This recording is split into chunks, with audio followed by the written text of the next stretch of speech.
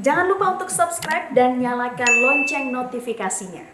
Pemerintah telah menaikkan tarif ojek online sebesar 8 hingga 13% menyusul naiknya harga BBM bersubsidi. Tentu saja kenaikan tarif ojek online ini menuai pro dan kontra di kalangan pengemudi serta penumpang. Dan untuk mengetahui informasi selengkapnya, mari kita simak liputan dari rekan Glorinata dan juru kamera Adi Permana dari Tanah Abang, Jakarta Pusat.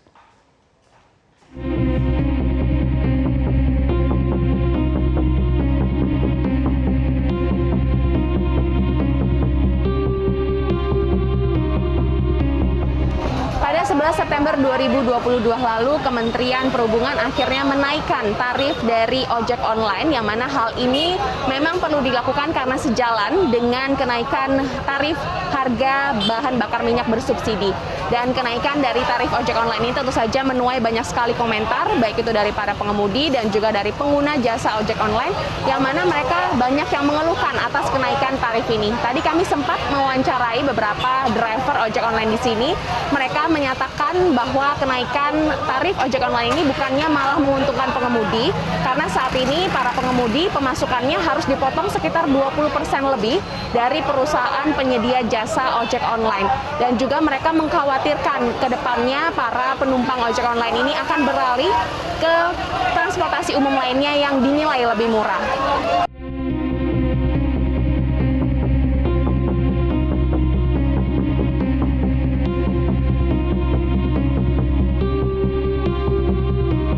Potongan dari perusahaan kan tinggi juga nih, Mas. Ya, namanya mitra Mbak, bisa apa Mbak? Yang namanya mitra mah kita mah setuju aja lah, yang penting kebijakannya udah dipikirkan dengan baik oleh orang kantor buat kesejahteraan semua driver. Harapannya? Ya, harapan kita sih bonusnya diadain lagi sih Mbak. Alhamdulillah ada kenaikan lumayan lah. Ya, anak-anak walaupun narik satu atau dua bisa di withdraw, walaupun bensinnya udah nggak punya bensin, duit nggak ada, bisa beli bensin pakai OVO atau GoPay gitu. Agak riskan buat pengemudi, khususnya ojek online. Kenapa? Karena memang berdampak kepada BBM naik, ya kan? Karena efeknya ke semuanya. Enggak, kalau Bapak Ya dibilang setuju, ya mau gimana lagi keadaannya seperti ini, ya kan? Kita juga mendukung program pemerintah seperti ini. Tapi untuk ojol seperti kita ini, tolong diperhatikan.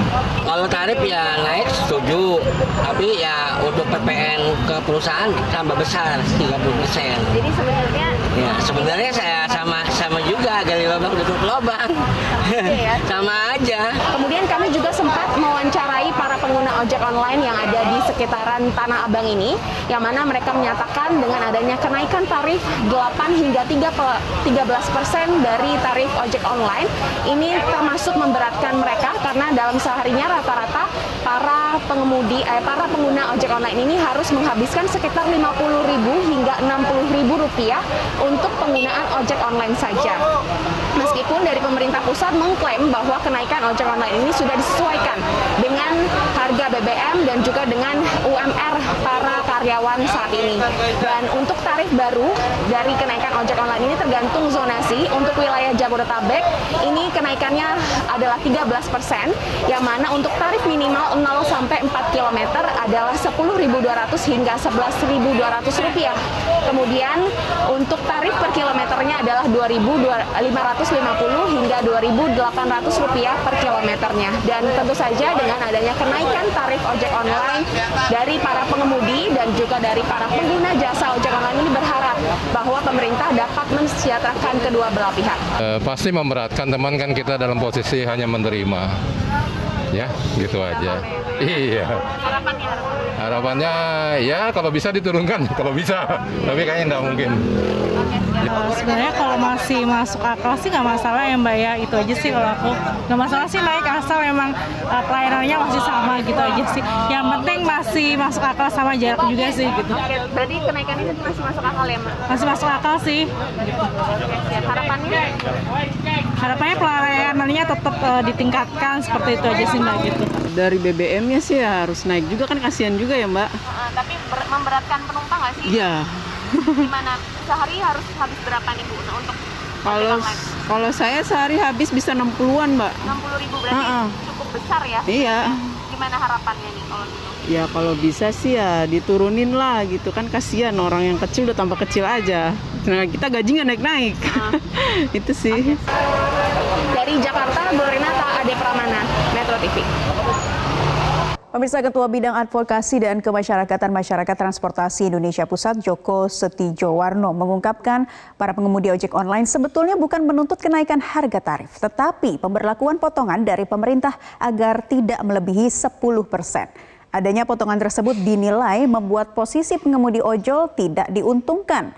Joko menyebut posisi tidak menguntungkan lantaran upah mereka tidak lebih dari 3,5 juta rupiah per bulan. Hal ini tidak sesuai dengan iming-iming perusahaan penyedia transportasi online yang awalnya akan mengupah driver ojol sebanyak 8 juta rupiah per bulan. Driver itu sebenarnya tidak harus tarifnya naik, tetapi potongannya itu yang mereka minta 10%, dan saya kira itu hal yang wajar lah. Minggu lalu kami ketemu dengan 4 aplikator, yaitu bervariasi, mereka memotong ya, sama Gojek itu dia memotong 20% plus, ya kalau nggak salah plusnya berapa saya lupa, 5.000 Pak ya, transfer transaksi. Kalau InDriver itu 10,55%, kemudian Maxim itu kisaran 9 sampai 15%. Ya, artinya kan ada yang bisa lah 10%. Nah, itu yang umum ya. Sisi Metropolitan